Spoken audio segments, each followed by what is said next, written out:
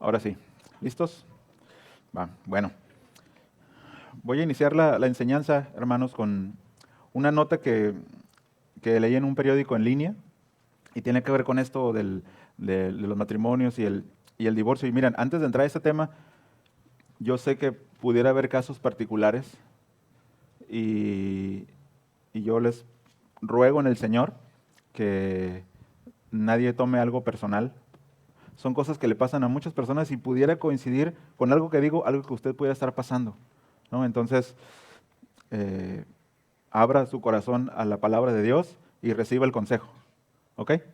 ¿Va? Bueno. Le decía que hay una nota, el título de la nota de hecho es Matrimonios se desploman, 21%, divorcios se disparan, 65%. Ese es el título. Dice la nota, dice, mientras las uniones conyugales tocan su piso histórico, las separaciones rebasan su tope. En la última década, la falta de acuerdos, y escucha esta palabra, y el individualismo aceleraron esta situación.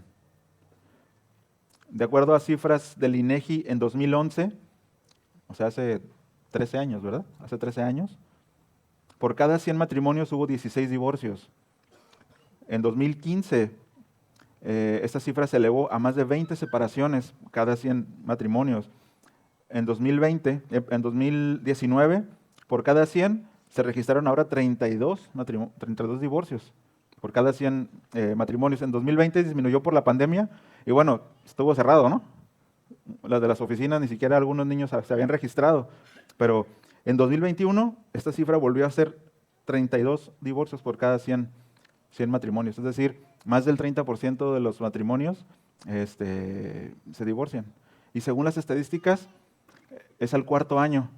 Y la media de edad ronda en los 40 años hombres, 42 años mujeres. Usted sabe que las matemáticas son frías, ¿verdad? Son números nada más, pero es lo que hay. Y mire, hermanos, la iglesia no está ajena a esto, ¿no? O sea, lamentablemente, quisiéramos decir, es distinto, ¿no? Porque conocemos al Señor, pero son estadísticas y ahí entramos todos los ciudadanos del país. ¿Ok? Un testimonio del cual hablaba esta nota, decía esta persona, dice, hice todo lo que pude, agoté todos los recursos, dice, pero tuve que aceptar que no había solución. Vi las señales y las ignoré. Pensé que podía cambiarlo. Me casé por todas las razones equivocadas. O sea, no lo vi como un matrimonio, lo vi como un proyecto y me salió mal. Hay una diferencia abismal entre, ok, dentro de voy a estudiar mi carrera, voy a terminar, voy a hacer un posgrado y luego me voy a casar y así, ¿no? Entonces, no está mal, ¿no? Que organicemos nuestra vida, pero cuando entra dentro es parte de mi proyecto de vida, entonces no, así no funciona, ¿no? En la matemática de Dios no funciona así. Otra persona, escucha esto, hasta suena ridículo, de hecho lo es. Dice, una mujer en un reto de TikTok dejó a su pareja por 50,000 pesos. Y su argumento fue, ay, ya lo quería dejar, pero cobró los 50,000. O sea, a ese nivel en la sociedad, a ese se está llegando, ¿no? A eso. Ahora, ¿qué motiva a las parejas? Según esta nota, ¿qué motiva a las parejas tomar estos caminos separados? ¿No? ¿Cuáles son las razones que los sociólogos están dando a conocer? ¿No? ¿Qué es lo que está pasando? Y bueno, uno de esos, pueden ser muchos, ¿no? Uno de los principales es que dice, muchas veces los deseos personales, vea esto, los deseos personales interfieren en la dinámica de pareja. Dice, si bien cada uno tiene sus sueños y anhelos personales, estos deben coincidir con el proyecto de pareja para que pueda funcionar. Escuche, cuando hay demasiado individuo y poca pareja, es cuando empiezan los problemas, ya que comienzan a enfocarse en sus sueños individuales y descuidan el proyecto común. Ahora, esto es dentro de la sociología, hermanos, ¿no? Pero los puntos aquí a resaltar es que menciona, y es interesante, cuando hay demasiado individuo. Es decir, cuando solo, dentro del matrimonio, cuando solo estoy pensando en mí como hombre, o en mi carrera, ya en estos tiempos que las mujeres, ya de hecho, tienen más educación que los hombres, piensan en sus carreras, entonces dices, no, es que esto ya está interfiriendo con lo que yo quería hacer, ¿no? Y ya no me está gustando, ¿no? Ya no estamos coincidiendo. Entonces, pero vea, ¿no? Demasiado individuo y poca pareja. No hay acuerdos al respecto. Otra forma de decirlo, otra persona dice, actualmente tenemos mucho enfoque en el desarrollo personal. Todos los días estamos bombardeados en esto. Los coaches, ¿sí los ubican? O sea, eso es un negocio, de hecho, ¿no? Levantar tu autoestima y decir, o sea, piensa en ti mismo primero. ¿Quieres ayudar a los demás? Piensa en ti mismo. Y bueno, no vamos a entrar por ahí, pero sigo leyendo. Dice, tenemos mucho enfoque en el desarrollo personal, es decir, todo lo referente al proyecto de vida individual. En este sentido, las personas buscan la libertad de poder irse cuando ese proyecto personal deje de coincidir con la pareja. Eso es, hermanos, totalmente actual, ¿no? Y quisiera decirles, esto no está en el cristianismo, porque en el cristianismo hay otra mente, pero la realidad es que muchas veces encontramos esto. La mayoría de los problemas que pudiera haber entre matrimonios es porque el varón está pensando en sí mismo, está poniendo sus prioridades por encima de las de la familia. Y se interpreta así, igual. Individualismo, mi proyecto de vida, mis sueños, mis anhelos. Y si ya no somos compatibles en esto, entonces yo creo que cada quien por su lado, ¿no? O sea, es lo que podemos ver, ¿no? Ahora, hermanos, esta motivación no es nueva, no es propia de una mente del siglo XXI, no es nada nueva. Y miren, yo estoy convencido que este punto en particular es lo que el Señor está tratando en el pasaje que vamos a ver. El individualismo, el pensar solamente en mí, ¿no? En lo que yo quiero, en lo que a mí me conviene, en lo que a mí me gusta, ¿no? Y esto el Señor se lo reprocha a los religiosos de la época, ¿no? Y bueno, vamos a desarrollar la enseñanza de acuerdo a esto. Les comenté que íbamos a estar ahí en Mateo 5, 31 al 33, ¿ya está ahí? ¿Me ayudan a leerlo? Bueno, leen conmigo, por favor. Ay, se me movió. Dice así, también se dijo, cualquiera que repudie a su mujer, que le dé carta de divorcio. Pero yo les digo que todo aquel que se divorcia de su mujer, a no ser por causa de infidelidad, la hace cometer adulterio, y cualquiera que se casa con una mujer divorciada, comete adulterio. Oramos. Padre, te damos gracias esta noche, esta tarde, por la provisión de tu palabra, por el tiempo que nos has regalado como iglesia, el tiempo de la alabanza. Señor, que nuestros corazones te hayan agradado, que podamos meditar en lo que ofrecemos. Y Señor, también en este tiempo de la predicación, es un tiempo en el que también te alabamos, en el que ponemos atención, en el que presentamos tu palabra, Señor, con la responsabilidad de decir lo que está en el libro. Ayúdanos y háblanos y danos tu consejo, y que haga, Señor, en nuestro corazón lo que tenga que hacer. Obra en nosotros. Muchas gracias, Señor. Amén.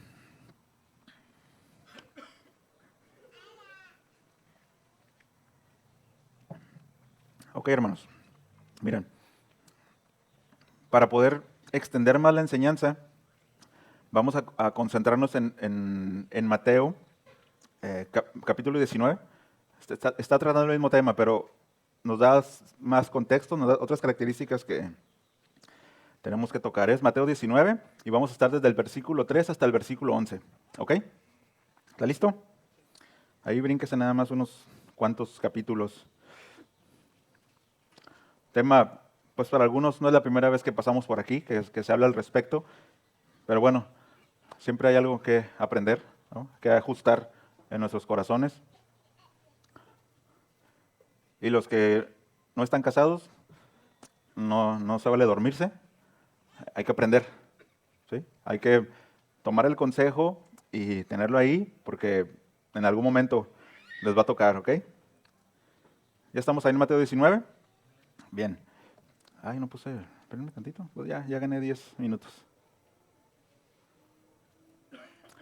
Listo, dice así, Mateo 19, versículo 3.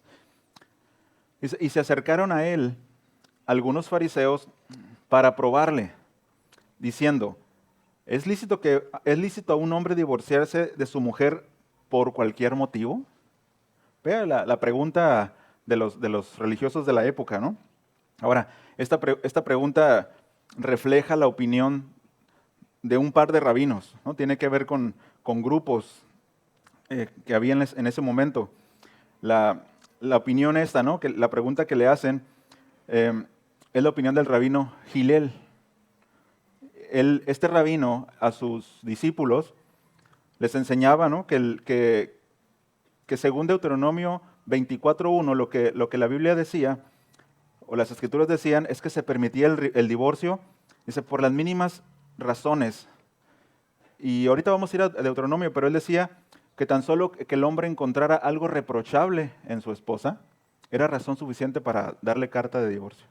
Ahora, esta carta de divorcio era un documento legal, un documento que estaba, pues por decirlo así, firmado por el Sanedrín, ¿no? Era algo legal. Ahora, algunas de las razones que ellos daban, si se le quemaban las tortillas, carta de divorcio, ¿no? Si no estaba la temperatura ideal de la comida o el agua, ¿no? Porque pues, no había boilers, ¿no? Había que cantarles el agüita. No está fría, carta de divorcio, ¿no? Y tantas cosas, ¿no? Que se le quema el agua, ¿no? A alguien, carta de divorcio, ¿no? Entonces, esta escuela tenía esa libertad, de alguna manera era una postura liberal, pero estaba el otro lado, ¿no? Estaba el maestro rival, el rabino Shammai, que él solo consideraba la falta de castidad sexual como una base adecuada para el divorcio. Es decir, no, es que ya no la aguanto, se le queman las tortillas cada rato, aguántese, ¿no? La única forma en la que puedes dar carta de divorcio es porque hay una falta de índole sexual, ¿no? Ahora, estaban los dos grupos, esta pregunta viene hacia el Señor Jesús, ¿no? Y pues están esperando los que están ahí, pues a ver qué va a decir, ¿no? Y algunos seguro va a estar del lado conservador, ¿no? El Señor Jesús es conservador y estamos seguros que va a estar de ese lado porque, hermanos, los hombres generalmente somos de posturas, ¿no? Unos están con un partido fulano, porque él dice esto, otros con otro partido, y pues así somos los hombres, ¿no? Pero es realmente, pues no sé decirlo curioso, pero es las palabras que el Señor Jesús va a decir a continuación son un dardo, un misil a su centro de pensamiento, ¿no? Porque ellos esperaban que Él se recargara hacia algún lado de las posturas, ¿no? Entonces, estaban expectantes, ¿no? Él era un rabino. Era un rabino y era importante la opinión que tenía. Ahora, escuchen, la respuesta del Señor Jesús ante esta pregunta va a trascender más allá de la interpretación. Ahora, fíjense, la interpretación que ellos le daban a Deuteronomio 24 no va a pasar por encima de la Escritura, es distinto, ¿no? Yo puedo decir, tal texto significa esto, pero puedo estar dando una mala interpretación. Y si alguien viene y dice, no, tu interpretación está mal, ¿no? Lo que el texto dice es esto, o va más allá de lo que tú estás diciendo, no significa que estoy transgrediendo el texto, sino que simplemente estoy dando una mala interpretación. Y es lo que hacían estas escuelas, tanto la conservadora como la liberal, aunque una podía acercarse más al texto bíblico, el Señor Jesús va más allá, hermanos, va más allá de esto. Y lo vamos a ver el versículo 4. Vaya ahí, por favor, versículo 4. Dice, y respondiendo él dijo, ¿no habéis leído que aquel que los creó desde el principio los hizo varón y hembra? El Señor está haciendo una referencia a Génesis 24, a Génesis 2:24, perdón, ¿no? Es una referencia directa ahí. Y luego versículo 5 dice, y añadió, por esta razón el hombre dejará a su padre y a su madre y se unirá a su mujer y los dos serán una sola carne. Versículo 6, por consiguiente ya no son dos, sino una sola carne. Por tanto, lo que Dios ha unido, ningún hombre lo separe. Y ahí yo creo que se le cayeron los turbantes, ¿no? Ahí está. O sea, ¿qué es esto? ¿No? Porque ellos estaban esperando que dijera, no, sí tiene Shammai, no, ellos son los buenos, voten por ellos. No, pero él se va al principio. Él no se va sobre una interpretación de las Escrituras. ¿Qué es lo que enseña el Señor en el principio? Y es letal para su sistema de pensamiento, el último versículo que leímos, Por lo tanto, lo que Dios ha unido, ningún hombre lo separe. Hay que entender, hermanos, que esto que ellos estaban preguntando es porque era muy ligero, la mujer no tenía un valor tal, sino que los hombres, desde la antigüedad, dado esas escuelas liberales, imagínense, ¿por cuántas mujeres habían quedado ya divorciadas por ahí? ¿No? Entonces, pues seguramente no les gustó para nada. Digo, por algo querían matarlo, ¿no? Y más cuando se les acabó el negocio, cuando a veces el buscar un pretexto o buscarle ahí, hallar algo, era porque ya habían visto a alguien más. No, pues ahorita le voy a poner un 4, va a caer, y carta de divorcio, y pues ya vi a alguien más, ¿no? Seguramente pasaba eso.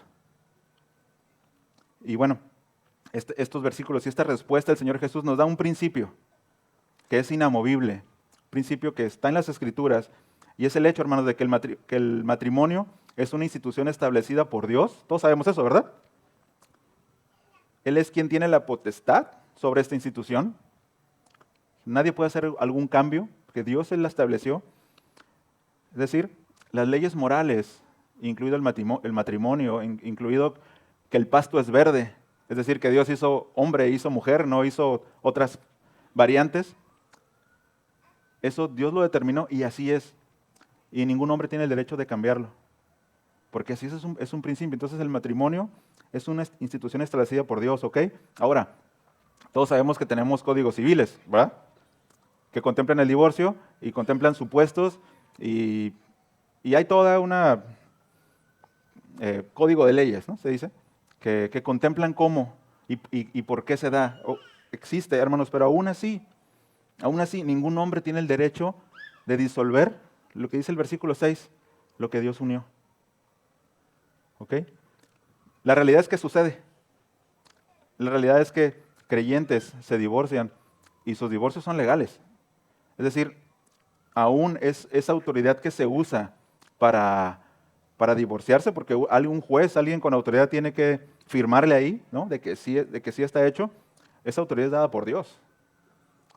O sea, es como paradójico, ¿no? Pero Dios está ahí, Él es el que pone las autoridades. Entonces, al mismo tiempo, ningún hombre tiene el derecho. ¿Va? Bueno, ahorita vamos a desarrollar más esto. Ahora, es claro, hermanos, que Dios es quien tiene la última palabra. En situaciones difíciles en el matrimonio, Él es quien tiene la última palabra. Y cualquier ser humano, sea creyente o sea quien sea, debería de acudir a Dios para presentar su caso. Y la realidad es que no pasa así, ¿no? A veces ni siquiera los creyentes se acercan, de repente ya el pastor sabe que no, pues es que, ¿qué pasó? No, pues ya vengo solo, ¿no? O vengo sola. Entonces, es una realidad, hermanos. Entonces, debemos de considerar qué es lo que Dios dice al respecto, ¿ok? Y bueno, falta todavía camino. No haga conclusiones todavía. Falta camino que recorrer. Versículo 7, por favor. ¿Quedó claro el principio? Dios estableció el matrimonio. En Malaquías dice que Él aborrece el divorcio. Sin embargo, por ciertas causas se da. Y Él pone esas autoridades y les da pues el permiso de hacerlo. No lo hacen por sí mismos, ¿no? Vamos a desarrollar eso más adelantito. Versículo 7. Ya les había dado el primero en la frente, ¿no? Lo que Dios ha unido, ningún hombre lo separa. Ahora, versículo 7 dice, ellos le dijeron, imagino ya con los bigotes así enroscados, ¿no? Ya, espera, pero a ver, entonces, ¿y por qué mandó Moisés darle carta de divorcio y repudiarla? O sea, tú estás diciendo que no se divorcien, pero ¿por qué Moisés mandó que sí? Estás contradiciendo a Moisés y ahí ya, si el Señor Jesús decía, no, Moisés está mal, Moisés está equivocado, ya se metían en problemas, ¿no? Podían, pues, apedrearlo. ¿De dónde sacaban ellos esto, como les comenté? ¿De dónde provenía esta interpretación? Que habían hecho una ley, que ya la habían establecido, ¿no? En sus tradiciones. Acompáñame a Deuteronomio 24, por favor.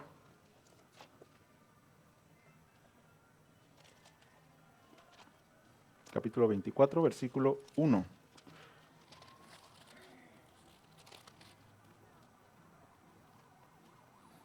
Este era su sustento legal para divorciarse.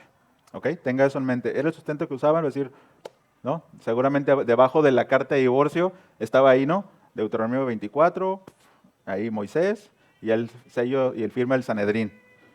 Bueno, ¿qué es lo que dice Deuteronomio 24? Vamos a leer del 1 al 3 y luego vamos a leer el versículo 4 y vamos a dar algo intermedio. ¿Ok? Dice del versículo 1, cuando alguno toma una mujer y se casa con ella, si sucede que no le es agradable porque ha encontrado, subraya esa palabra, algo reprochable en ella, y le escribe certificado de divorcio, lo pone en su mano y la despide de su casa, y ella sale de su casa y llega a ser mujer de otro hombre, si el segundo marido la aborrece y le escribe certificado de divorcio, lo pone en su mano y la despide de su casa, o si la mujer muere, este último marido que la tomó para ser mujer, perdón, me brinqué algo. ¿Leemos otra vez? Porque me brinqué algo, ¿sí? ¿Puso atención? ¿Usted sí leyó bien? No, ¿verdad? Otra vez. Versículo 1. Cuando alguno, le voy a leer de la Biblia mejor. Cuando alguien toma una mujer y se casa con ella, si sucede que no le es agradable porque ha encontrado algo reprochable en ella y le escribe certificado de divorcio, lo pone en su mano y la despide de su casa, y ella sale de su casa y llega a ser mujer de otro hombre, si el segundo marido la aborrece, pobre mujer, ¿no? Si el segundo marido la aborrece y le escribe certificado de divorcio, lo pone en su mano y la despide de su casa, o si muere este último marido que la tomó para ser mujer, hasta ahí. Fíjense, de aquí, de hecho, más específicamente el versículo 1, tomaban como base para divorciarse. Yo no sé si usted leyó junto conmigo y encontró una razón para divorciarse, o un permiso de Dios, o un permiso de Moisés para divorciarse. Más bien, hermanos, está planteando lo que se dice una hipótesis, o está planteando un supuesto. ¿Se fija? Cuando alguien toma una mujer y se casa con ella, si sucede que no le es agradable, o sea, no está hablando de un caso particular, está hablando de un supuesto, de algo que puede suceder, que de hecho sucedía, ¿no? ¿Sí se da cuenta? Entonces, del versículo 1, le repito, ellos sacaban ese fundamento para dar carta de divorcio, pero estaban ignorando el hecho de que solo se estaba planteando un problema, y la respuesta o la acción que había que tomar es lo que está en el versículo 4. Vaya conmigo. Versículo 4 dice, al primer marido que la despidió, no le es permitido tomarla nuevamente como mujer porque ha sido menospreciada, pues eso es abominación ante el Señor. No traerás pecado sobre la tierra que el Señor tu Dios te da por heredad. ¿Qué es lo que estaba pasando, hermano? ¿Qué es lo que estaba queriendo decir Moisés en estos 4 versículos? Le digo, no estaba autorizando el divorcio. No estaba dando permiso para divorciarse, ¿no? Simplemente reglamentaba el hecho que cuando un hombre aborrecía a su esposa y si ésta se casaba con otro, bajo ninguna circunstancia, el primer marido podía tomarla nuevamente. Simplemente. Era eso. Y había otros ciertos reglamentos en cuanto a las mujeres divorciadas. Es decir, sí existía la figura, pero no está contemplada en el código, ¿no? O en las leyes que Dios estableció. Tanto que los sacerdotes, por ejemplo, no se les permitía tomar como esposa a una mujer divorciada. Y a las mujeres que eran divorciadas, si eran hijas de sacerdotes, se les permitía regresar a casa y podían comer del alimento de la casa del sacerdote. Pero, por ejemplo, ellas ya no, si tenían que jurar, juraban por sí mismas. Ya el papá no era responsable, es decir, adquirían unos derechos propios y ya el papá no era responsable ni la casa, ¿no? Tenía que responder por sí misma. Entonces sí se reglamentaba la situación legal de estas mujeres. Pero es eso lo que está enseñando Deuteronomio. No está dando un permiso ni autorizando O sea, no les da el blog de cartas de repudio en blanco, pues, ¿no? Ahí está, mira tu blog con 1000 hojas, ¿no? Y si quieres, mete una solicitud para que te llegue otro blog de otras 1000 hojas, si quieres, para que repartas cartas. O sea, no, no está hablando de eso ahí, ¿no? Entonces, es una reglamentación para cuidar a la mujer. Si ustedes se dan cuenta, el texto está hablando en referencia al varón que da carta de divorcio. La mujer no tenía derecho a divorciarse, ¿sí? No podía dar carta de divorcio, pero sin embargo la ley la cuidaba. ¿Por qué? Porque si quedaba en la calle, hermanos, quedaba expuesta a vivir, o sea, a ser homeless, ¿no? O sea, vivir vida de calle. No tenía alguien que la sustentara. Entonces, de alguna manera, el Señor, en su sabiduría, sabía que los hombres iban a hacer esto y Él las cuidó. ¿Me explico? Pero en ningún momento les dio un permiso. Ahora, ¿qué es eso de algo reprochable en ella? ¿De qué se trata? ¿No? Eso en el hebreo también se puede traducir como la cosa indecente, algo reprochable, ¿no? Ahora, el sentido más básico, el significado más básico de la palabra es porque halló algo desnudo en ella, desnudez o indecencia. A mí me llama la atención de que se refiere a ellas como si los hombres, digo, y no me estoy metiendo a teología feminista, pero los hombres tienen lo suyo, ¿no? Tenemos lo nuestro.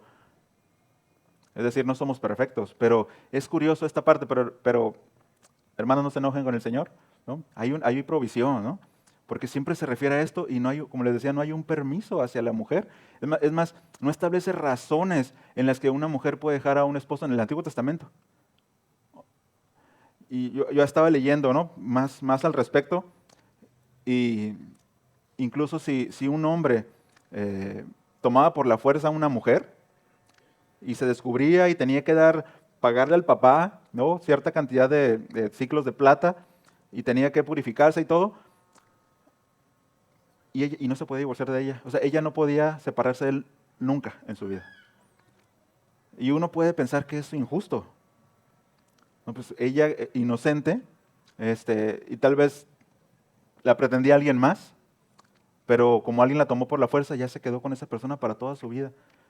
O sea, puede sonar injusto, ¿no? O sea, si somos honestos, Señor, ¿por qué no reglamentaste que lo metieran a la cárcel o que lo apedrearan y que ella quedara libre? Bueno, tiene que ver, hermanos, con el contexto cultural, ¿no? Y los derechos que tenía la mujer en ese momento. Podía quedar expuesta, como les decía, a vida de calle, a morir de hambre, básicamente. Entonces hay cosas que están bajo la soberanía de Dios, hermanos, y que definitivamente, aunque para nosotros pueda parecer injusto, no lo es. Dios es justo, es un atributo y es una perfección de Dios. ¿Ok? Bien, ahora, estamos con esto de la cosa indecente, ¿no? ¿Qué es esto así le llaman, ¿no? La cosa indecente? Bueno, la primera vez que se usó esta palabra es la palabra hebrea eruá y implica una exhibición vergonzosa. Acompáñame a Génesis, capítulo 9, por favor. Génesis capítulo 9, versículos 22.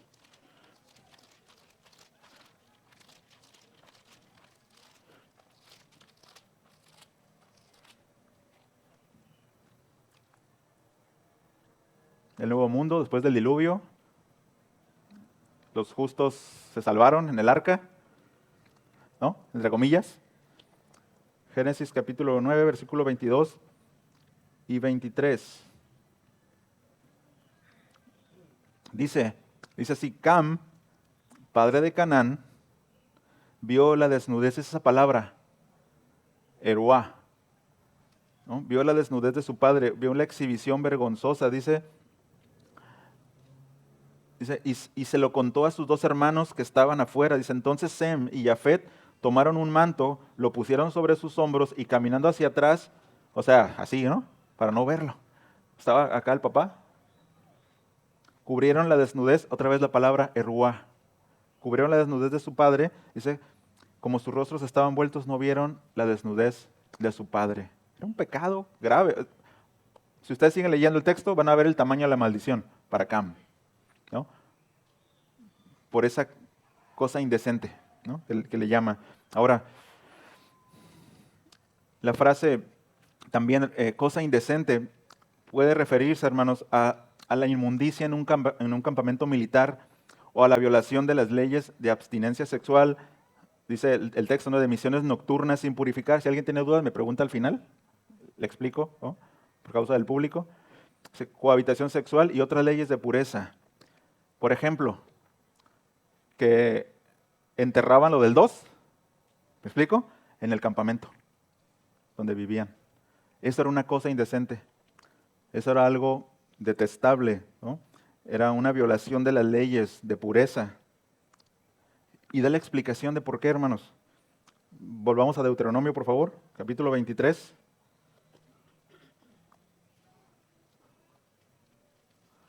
Deuteronomio capítulo 23. ¿Cuál es la razón de que el pueblo tenía que apartarse de esa cosa indecente, de ese eruá, de sus vidas, de su campamento? Versículo 23, capítulo 23, versículo 14. ¿Listos? Dice, porque el Señor tu Dios, déjenme antes de avanzar, ¿por qué no debemos de tener esa cosa detestable en el campamento? ¿Por qué no debe estar esa cosa? Porque el Señor tu Dios anda en medio de tu campamento para librarte y para derrotar a tus enemigos delante de ti. Por tanto, tu campamento debe ser santo y Él no debe ver nada, ahí está la palabra, indecente. Nada indecente en medio de ti. Dice, no sea que se aparte de ti. Entonces, paréntesis aquí, hermanos. ¿Cómo está nuestro campamento? Hablando metafóricamente de nuestro corazón. ¿Hay cosa indecente en el campamento de nuestro corazón? ¿No? O sea, examine su corazón, ¿no? ¿Cuál es la razón de sacar esa cosa indecente o esa cosa reprochable de nuestro corazón? Ya lo leímos. Porque el Señor tu Dios anda en medio de tu campamento. Incluso lo podemos llevar a un plano de lo físico. ¿Cómo está nuestro campamento? Es decir, nuestro hogar. ¿Habrá cosa indecente en nuestro hogar? ¿Habrá algo reprochable? ¿No? O sea, desde la limpieza, ¿no? O sea, a mí me queda claro y ha sido una enseñanza que hemos tenido en casa, ¿no?, con los niños, porque pues, tenemos una mascota y saben que las mascotas comen, ¿verdad? Y hacen sus gracias. Bueno, esa es una cosa indecente, es una cosa detestable y no debe contaminar el campamento, ¿no? Y es algo que trabajamos en casa. Y bueno, y si usted saca a pasear a sus mascotas, pues no deje, ¿no? O sea, es una forma, hermanos, de limpiar nuestro campamento. ¿Sí me explico? ¿Por qué? Porque el Señor, nuestro Dios, está en medio de nosotros. Entonces, bueno, decía metafóricamente nuestro corazón, saquemos eso, ¿no? Ok, regresamos, por favor. Regresamos al 24. Dice, la medida, hermanos, que se había tomado, ¿no? Y el hecho de que sin siquiera ponerlo como un código, el hecho de permitir el divorcio, pero que lo vemos a través de las escrituras, cómo se protegía, como le expliqué, ¿no?, a la mujer que era divorciada, podemos suponer que se daba el divorcio, ¿no? Si se protegía a la mujer divorciada es porque se daba el divorcio. Ahora, no significa que tenían un permiso, una autorización, simplemente se toleraba, ¿no? O sea, hasta ahí era una forma de tolerar lo que los hombres estaban haciendo y con el fin de proteger a las mujeres, ¿va? Entonces, volvemos a Mateo, por favor. ¿Nos quedó claro lo que es la cosa indecente? Bien. Volvemos a Mateo. Versículo 19, al 19, por favor.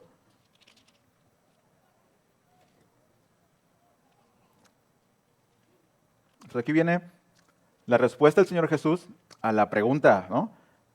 A ver, Jesús, o sea, tú dices que lo que Dios unió no lo separa el hombre, pero Moisés nos dio permiso. Y bueno, viene su respuesta, ¿no?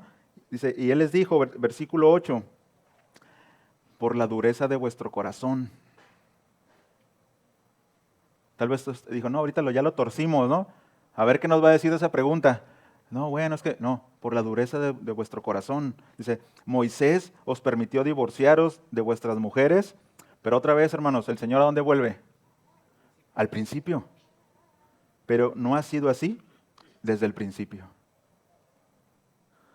Ahora, esto de la dureza de corazón ya lo vimos hace 2 enseñanzas, ¿no? Creo que lo desarrollamos un poquito, pero ¿qué es la dureza de corazón? Es el rechazo y obstinación espiritual hacia Dios y la verdad. Es también, escucha esto, la crueldad insensible hacia las personas. Es resultante de los efectos acumulados de resistirse a la luz. Es decir, yo les decía hace 2 semanas, se le está predicando a alguien, ¿no? Y dimos el ejemplo de ahí Hechos, los judíos que se les predicó y ellos estuvieron resistiendo al Evangelio hasta que sus corazones fueron endurecidos. Entonces, muchos de nosotros hemos recibido palabra, el Señor, aplícate, deja esto, sácate la cosa esa indecente, ¿no? Lo algo reprochable de tu vida.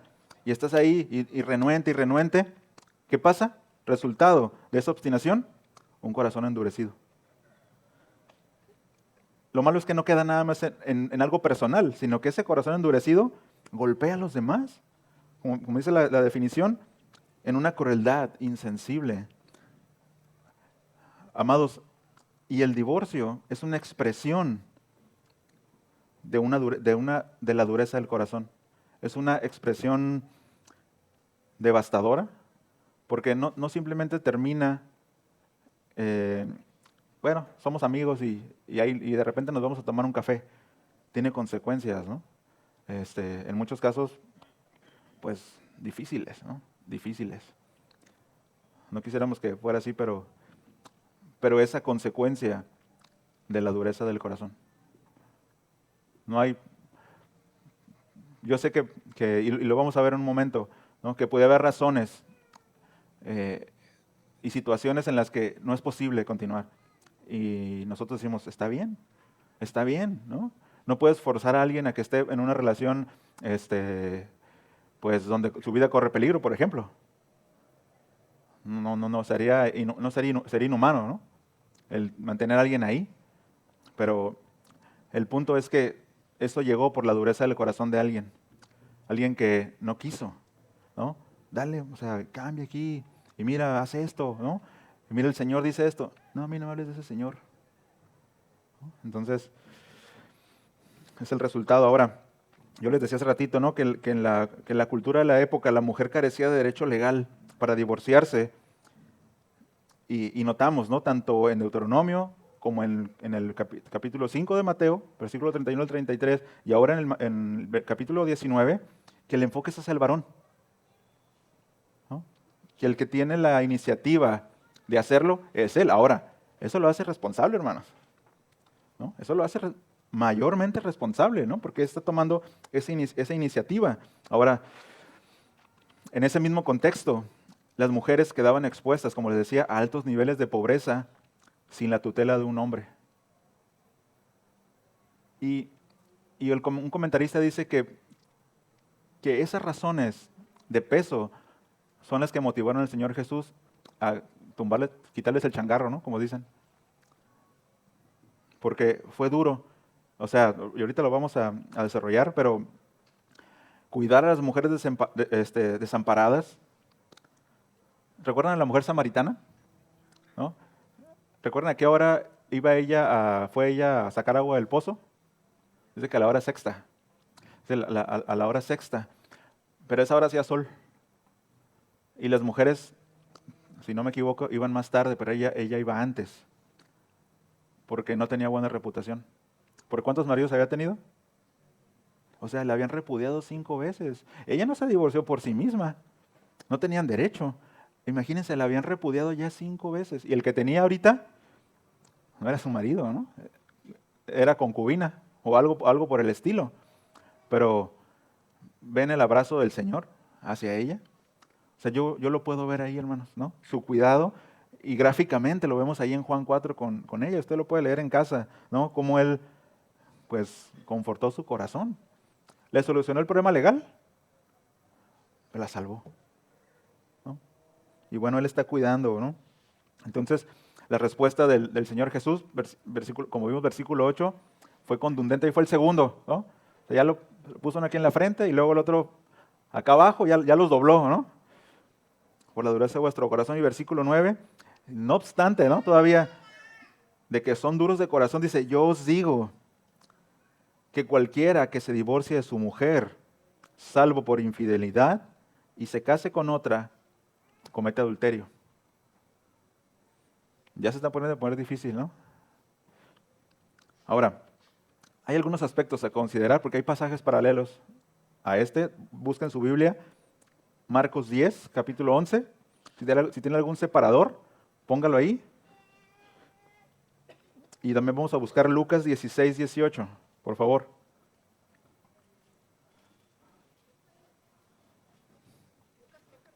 Es Lucas 16, 18 y Marcos 10, 11 y 12. Son los pasajes paralelos de Mateo 19 y de Mateo 5.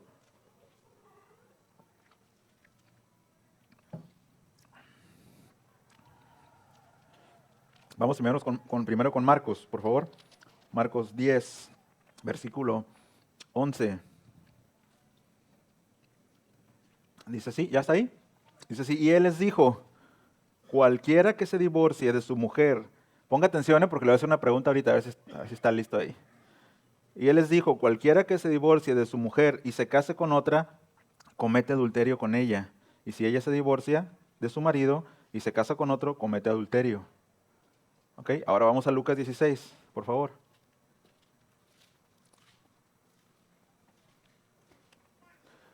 Versículo 18.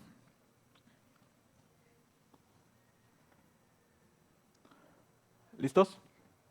Dice así, todo el que se divorcia de su mujer y se casa con otra, comete adulterio, y el que se casa con la que está divorciada del marido, comete adulterio. Ahora vuelvo a Mateo 19. Y leamos el 9 nuevamente. Sí, y yo os digo que cualquiera que se divorcie de su mujer, salvo por infidelidad, y se casa con otra, comete adulterio. ¿Cuál es la diferencia entre esos tres versos, hermanos? ¿Pueden notarlo? A ver. ¿Quién dice yo? Le vamos a dar 3 donitas de regalo.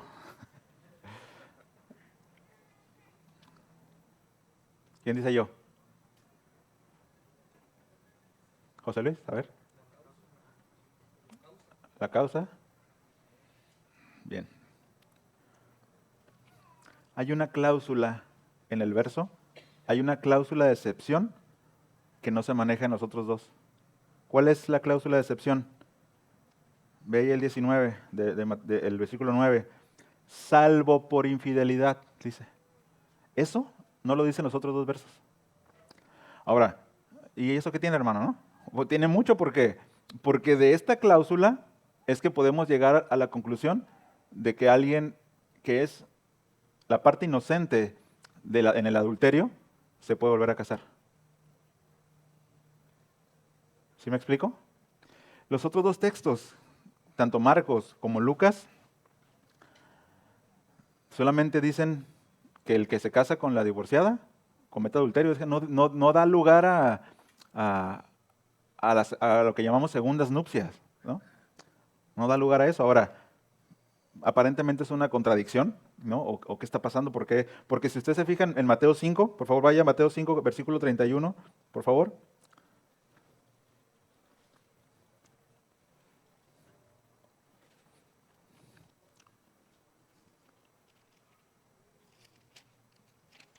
Se va a dar cuenta que dice lo mismo que en el 19. Dice, también se dijo, cualquiera que repudie a su mujer y le dé que le dé carta de divorcio, pero yo les digo que todo aquel que se divorcia de su mujer, otra vez, la cláusula de excepción, la vemos aquí, a no ser por causa de infidelidad. ¿Ok? Entonces se fijan que aquí en Mateo está manejando una parte culpable y una parte inocente, ¿no? Pero bueno, vamos a explicarlo un poquito más. Ahora, definitivamente, hermanos, ese es un asunto controversial, porque incluso aquí entre ustedes pudiera haber alguien que dijera, no, yo no estoy de acuerdo en las segundas nupcias. porque el que se casa y lee Marcos y Lucas, con la que es divorciada, sea inocente o no, ¿no? Porque lo que Dios unió, no separa el hombre. Entonces sigue unida a su marido, en un sentido, ¿no? Espiritual. Entonces, ¿por qué, no? O sea, ¿por qué el Señor Jesús en Mateo da esa excepción? Bueno, la solución más aceptable, primero, hermanos, es que el énfasis en los tres pasajes no es tanto la cláusula de excepción, ¿no? Aunque lo vamos a ver, pero el énfasis en los tres pasajes es que el Señor está abrogando lo que supuestamente Moisés les había permitido. Es decir, se acabó el changarro de las cartas de repudio. ¿Sí me explico? ¿Por qué? ¿No? Cualquiera que se divorcie de su mujer comete adulterio. En sí, se acabó. Ya no te puedes divorciar ni porque se le queman las tortillas y los de Giliel se rasgaron las vestiduras, ¿no? Seguramente se acabó eso. Ahora, los tres pasajes hacen énfasis en eso, ¿ok? Anulan este supuesto derecho, supuesto permiso que tenían, ¿ok? Ahora, Mateo, como les decía, nos da dos informaciones adicionales, ¿no? En cuanto a esta situación. Número uno, que un hombre pueda separarse de su mujer por adulterio. Esto nos está diciendo Mateo, ¿no? Se fijan que el énfasis es que el hombre encontró a su mujer en adulterio, ¿no? Lo bueno que Marcos nos abre el panorama y dice que también, ¿no? Que la mujer puede, que el hombre tampoco puede casarse, ¿ok? Pero bueno, vamos aquí a Mateo. Número uno les decía que un hombre pueda separarse de su mujer por adulterio y cuando así lo hace, pueda casarse nuevamente, ¿ok? Algunos pudieran no ver esto y decir, no, es que yo creo que no deberían de casarse.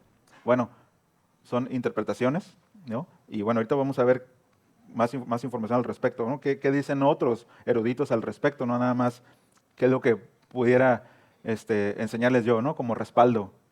Y bueno, Marcos y Lucas no dicen nada acerca del derecho de separarse por adulterio, solamente contemplan el hecho de que ya no se... Vuelvo ahí, se los leo para no... Marcos 10, 11.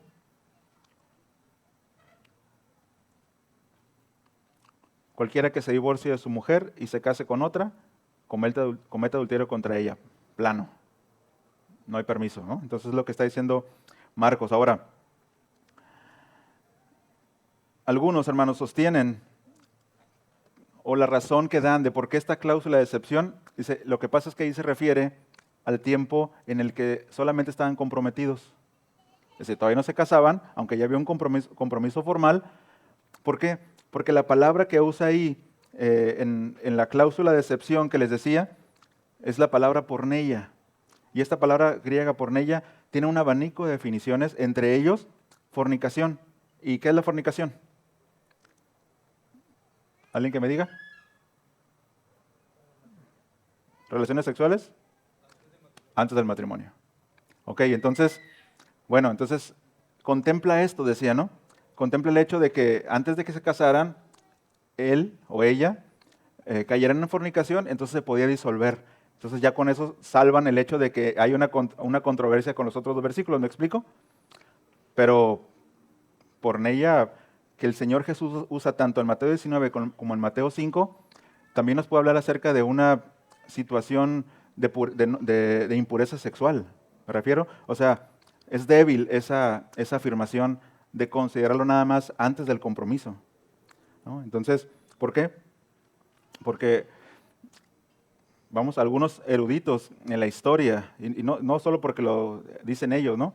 Sino por lo que ya vimos antes de la protección de la mujer. El sentido más amplio de esta palabra griega, hermanos, abre la posibilidad de que Jesús, en Mateo, escucha esto, permitiera el divorcio en más instancias que simplemente por adulterio antes del matrimonio. ¿Me explico? Entonces, sí se contempla eso porque podía suceder, obviamente. ¿Recuerdan qué pasó con José y María? ¿Qué quería hacer José? Dejarla, ¿no? Porque supuestamente él había dicho, pues ella, pues fornicó, ¿no? Pues como que está embarazada, ¿no? Y bueno, viene todo esto, ¿no? El ángel y ya le dice qué es lo que está sucediendo en realidad. Pero, pero aquí el Señor Jesús está abriendo el abanico porque también el hombre podía caer en esos supuestos, ¿no? Y bueno, eso lo vamos a ver más adelante en Corintios, para ya no hacerlos más líos. ¿Estamos claros aquí? Todavía no le quitamos todo a esta controversia, ¿ok? Seguimos ahí. Entonces, la conclusión a la que se puede llegar, hermanos, es que no hay una contradicción y que en Mateo 19:9 concede al cónyuge, escuche, al inocente, el derecho a volver a casarse. Entonces, la cláusula de excepción contempla ese supuesto de que la parte inocente no quede, como le dije, en el caso de las mujeres, expuestas a la calle, sino que pueda volver a casarse, siempre y cuando sea la parte inocente, ¿no? Ahora, ¿qué pasaba con los que adulteraban? ¿Alguien sabe qué pasaba con los que adulteraban? ¿Recuerda qué pasó con la mujer que supuestamente, ¿no? Tiraban piedras, ¿no? Los mataban. Ahora, alguien llegó a esta conclusión, no es doctrina, ¿no? Pues no voy a decir que estoy inventando una doctrina nueva, pero tiene sentido. Porque el Señor Jesús está dando esa cláusula en la cual permite que por adulterio la parte inocente se pueda casar. Como les decía, si vamos al Antiguo Testamento, el que adulteraba, cuello. ¿Y la parte inocente qué se convertía? Automáticamente. ¿Cuál era su situación legal? Viuda, ¿no? ¿Y qué pasaba con las viudas? Tenían libertad de volver a casarse, totalmente. Entonces, le digo, no es una doctrina, pero llega a tener sentido. Aquel que comete adulterio para Dios, espiritualmente está muerto. Entonces, la parte inocente llega a tener esa libertad, ¿no? Es una conclusión, no es una doctrina, no le estoy diciendo qué es lo que dice el texto, pero llega a tener sentido, ¿no? Porque es la única razón por la que alguien que contemple la Escritura, hermanos, puede volver a casarse.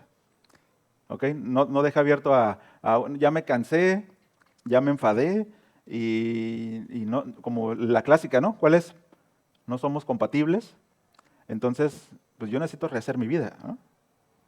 No, solo contempla esta cláusula de excepción y solamente de ese supuesto, ¿no? Y hay que, pues, someternos a eso, ¿sí? No es porque lo diga yo, porque nosotros como gobierno de la iglesia, digamos así tiene que ser, sino que es lo que contempla la Escritura, ¿ok? Ahora, otros eruditos en la historia, traía 15, pero lo voy a leer nada más uno porque ya es tarde. Confesión Westminster, hermanos. Se contempla, dice, el adulterio, dice, o la fornicación cometidos después del compromiso, si son descubiertos antes del matrimonio, dan ocasión justa a la parte inocente para disolver el compromiso. En el caso de adulterio después del matrimonio, es lícito para la parte inocente presentar demanda de divorcio, dice, y después del divorcio casarse con otra persona como si la parte ofensora estuviese muerta. Es lo que le decía hace un momento. No es la Biblia, son conclusiones a las que llegaron algunos eruditos, pero tiene sentido, ¿no? Con lo que estoy perdiendo el audio, perdiendo la voz. Tiene sentido con lo que está enseñando el Señor Jesús, ¿no? No se cerraron como cuerpo doctrinal, ¿no? Al no establecerlo. Pudiera haber algunas denominaciones que lo prohíben, ¿no? Y los que se congregan ahí, pues deben de someterse a eso, ¿no? En esta congregación pueden decir, no hay segundas nupcias. Y en otras, en el caso de nosotros, ¿no? ¿Qué onda con nosotros como iglesia pues establecida, iglesia local? Pues consideramos que una persona, ¿no? Como dice el texto, que es inocente, puede volver a casarse, hermano, ¿no? Puede hacerlo. Y bueno, obviamente, hermanos, que se tiene que analizar el caso, no nada más, sí, denle, ¿no? Adelante. O sea, hay que analizar el caso, hay que orarlo, obviamente. Los ancianos tienen que considerarlo, hacer una investigación, ¿no? Las causas, no nada más te quedas con la versión de uno. Tienes que escuchar ambas partes para poder llegar pues, a dar el consejo. Finalmente nosotros no determinamos qué es lo que hacen los hermanos en sus vidas, ¿no? Pero damos un consejo de acuerdo a lo que la palabra enseña, ¿no?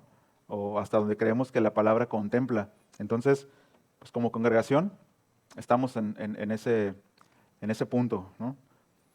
Bueno, y nos llevaría, obviamente, y en primera instancia, a aconsejar a los involucrados, pues llevarlos al perdón. Pero hay casos en los que, pues es complicado, ¿no? O sea, yo les decía al principio, cuando una mujer, ¿no? Peligra su vida, pues no, o sea, como iglesia no vamos a decir, no, pues te aguantas y pon la otra mejilla, ¿no? Porque la Biblia dice que pongas la otra mejilla. No, o sea, salvaguarda tu vida, salvaguarda la vida de tus hijos y si tienes que ir a las autoridades, hazlo. ¿No? Para eso están, ¿no? Dice la Escritura, ¿no?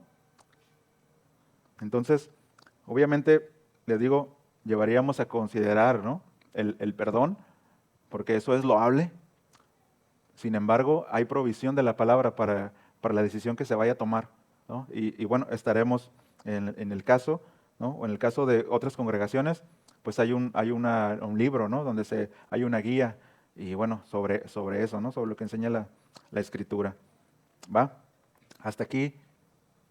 ¿Le quedó claro? Si tuviera alguna duda al respecto, porque puede ser un poquito nebuloso, puede preguntarnos al final si tiene alguna duda al respecto y posiblemente se le hagamos más grande la duda, o tal vez sí podemos ayudar, ¿no?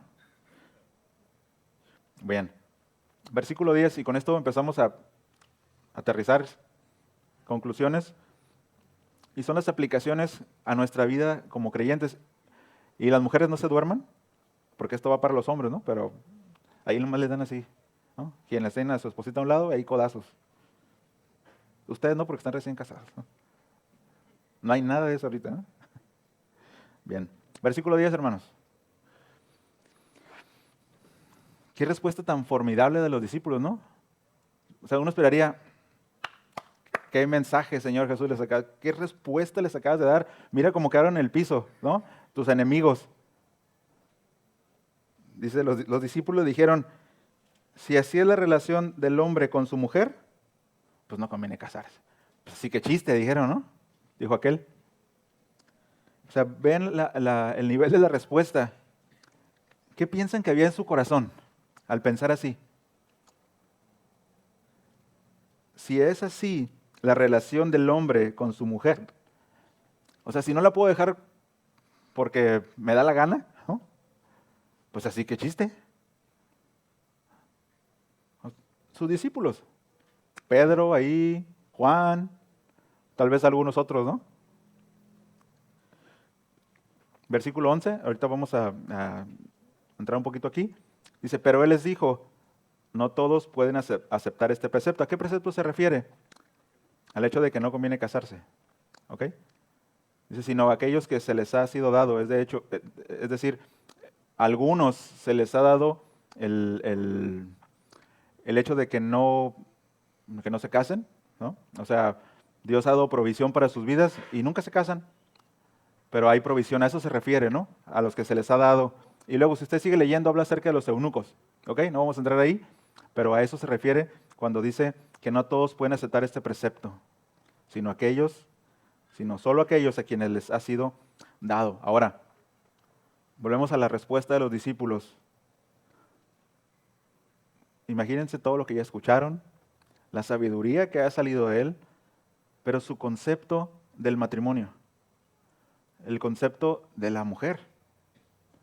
O sea, como algo que puedes dejar de lado. Eso es un concepto, hermanos, mundano, diabólico. Es una forma de responder, ¿no? Así. Ahora, ¿qué es lo que estaban diciendo? O sea, parafraseando un poco, ¿qué es lo que estaban diciendo? Afirmaban tajantemente que en una relación así era mejor no casarse. Si no la puedo dejar por algo que no me guste, pues mejor no me caso. Pues sí, pero si no te casas no es porque tú quieras, es porque el Señor te lo va a dar de no casarte, ¿no? Esa es la conversación que hay ahí. Ahora, ellos, hermanos, estos discípulos, lo que dejan ver es que pensaban solo en los beneficios que podían obtener, ¿no? cómo se podían servir de la mujer que Dios les había dado, ¿no? Cómo podían gozar de la vida de la mujer que les había dado, nada más hasta ahí. Sin considerar, ¿no? Que es la otra parte, sin considerar, o no pensaban en la bendición que suponía y el privilegio que aportaba el permitir amar a la esposa. O sea, eso no estaba en su mente de discípulo, ¿no? En ese momento. Solamente estaba un deseo individualista de, bueno, si no me puedo servir a mí mismo, pues entonces mejor no, ¿no? O sea, si no voy a hacer lo que yo quiero, pues entonces mejor no. Pensando en sí mismo, sin pensar, como decía, en el privilegio de poder amar a alguien hasta que la muerte los separe. Como dicen los votos, ¿no? A ver, díganme los votos que dijeron. No, no es cierto, ¿verdad? Pero ¿cómo son los votos? A ver, alguien dígame un voto que se dice. ¿En la salud y en la enfermedad? Es uno de ellos, ¿no? Los clásicos, ¿verdad? Pero realmente, ahorita los hacemos, ¿no? Pues es parte de una tradición. Pero eso no estaba en sus mentes. Porque lo vemos plasmado en la respuesta que dieron. No estaban pensando en el hecho de amar a alguien, en cuidar un hogar, ¿sí? En atender a hijos. Y escuche, sobre todo en la entrega y en amor por los demás. Individualismo había en los discípulos. Ahora, hermanos, esta enseñanza del Señor Jesús, el hecho de que haga esa excepción, cubra a la mujer, no permita más el divorcio por cualquier causa, abre la ventana a toda la enseñanza apostólica acerca del matrimonio, ¿no? Allá Pablo, ¿no? En Efesios 5, cuando habla acerca, ¿no? del rol de la esposa y del hombre, o sea, abre la ventana a todas estas enseñanzas. Ahora, esta forma de pensar, ¿no?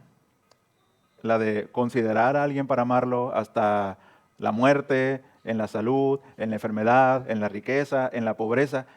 Esa forma de pensar es la forma de pensar de un creyente. Es la forma de pensar de alguien que tiene la mente de Cristo. La otra forma de pensar, en la de que puedo dejarla cuando ya no me sirva y busco un pretexto, esa es una forma de pensar de su padre, el diablo. Porque, ¿están de acuerdo conmigo que nada más hay dos sopas, verdad? Bueno, entonces, un comentarista dijo esto y quiero que usted medite en ello. Medite en ello. Dice, la verdadera libertad no consiste en hacer lo que se quiere, sino lo que se debe. La única esclavitud real es la del pecado. Luego tenemos un concepto errado, ¿no? Pues yo soy libre, no, es que la libertad que tienes en Cristo es para que lo puedas obedecer a Él. Para eso es la libertad en Cristo, ¿no? Y yo les decía, ¿no? Que a los hombres, ¿no? De la congregación, los que están aquí, tenemos la libertad, varones, de obedecer a Dios, de andar en sus preceptos. ¿Para qué? Para salvaguardar lo que Dios nos ha dado. Porque así como les decía, ¿no? El enfoque que es hacia el varón, obviamente la responsabilidad mayor también es hacia el varón, de guardar. Se lo voy a poner en palabras llanas, ¿no? Somos responsables de que nuestra esposa quiera seguir siendo nuestra esposa. Ellas van a dar cuenta a Dios también, pero a veces nosotros podemos ser unos patanes y meterlas en pensamientos que no quisiéramos que pensaran, pero a veces hacemos eso, ¿no? Consciente o inconscientemente, ¿no? Hoy en la mañana estábamos leyendo Proverbios 23 y hablábamos, ¿no? Y tomé ejemplo con los niños, el coffee break. Yo les decía, den la oportunidad, ¿no? Cuando se acerquen, sean caballerosos. Y si hay un mayor o si hay una mujer, den el espacio para que tomen el café o el pan, lo que haya, ¿no? Primero, más si es una mujer. O sea, desde ahorita.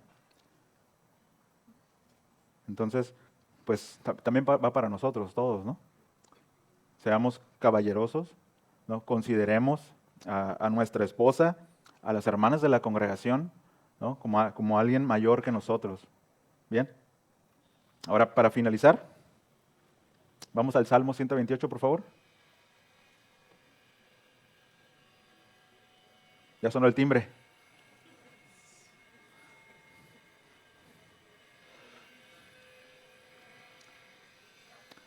Salmo 128.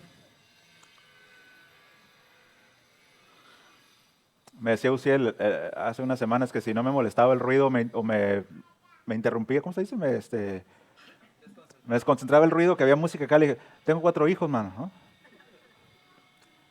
Entro en modo automático, modo supresión de ruido, y ya puedo estar estudiando o leyendo. Salmo 128. Son los resultados de un hombre que tiene libertad, hermanos. ¿Qué dijimos que era la libertad? ¿Para qué es? Para obedecer, ¿no? Libertad para obedecer. Dice así, y se refiere a los hombres, ¿no? Este salmo dice, bienaventurado todo aquel que teme al Señor, sé que anda en sus caminos. Dice, cuando comas del trabajo de tus manos, dichoso serás y te irá bien. Tu mujer será como fecunda vid. En el interior de tu casa, tus hijos como plantas de olivo alrededor de tu mesa. Así será bendecido el hombre, dice, que teme al Señor. El Señor te bendiga desde Sión, veas la prosperidad de Jerusalén todos los días de tu vida y veas a los hijos de tus hijos, la paz sea sobre Israel. La paz sea sobre tu casa, amado hermano. Anda en el temor del Señor. Ten la libertad para hacerlo. ¿Sí? La tienes, el Señor te la dio. Ya no eres esclavo del pecado. Y hermanas también, ya no son esclavos del pecado. Y bueno, por causa del tiempo ya no voy a entrar a Corintios 7, donde hay provisiones para los creyentes, pero se lo voy a poner ahí en el chat, ¿no? Para que lo pueda ver. Hay provisión hacia los creyentes en cuanto a este tema, ¿no? Entonces, oramos. Póngase de pie, por favor.